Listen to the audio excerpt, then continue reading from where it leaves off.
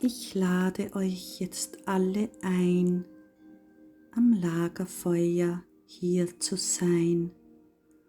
Allen Kummer, alle Sorgen, die noch sind verborgen, holen wir hervor im Feuer, verbrennen all die Ungeheuer.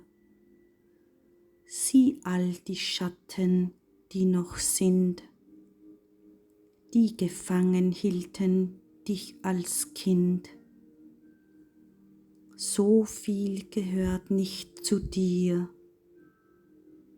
darum lass all das hier.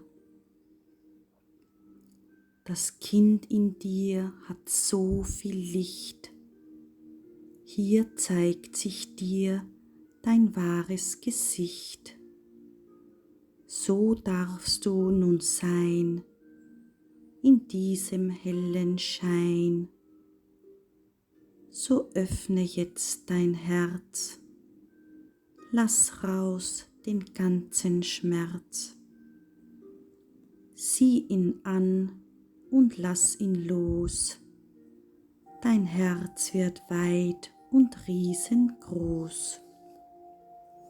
Das Feuer wird ihn transformieren, die große Kraft wird er verlieren. Schenk dir Liebe, schenk dir Kraft, das ist dein Lebenssaft.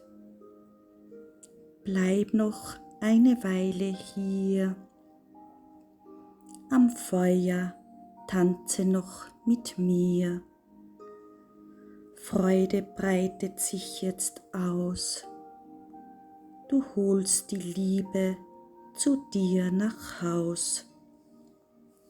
Denn jetzt und hier bist du bei mir,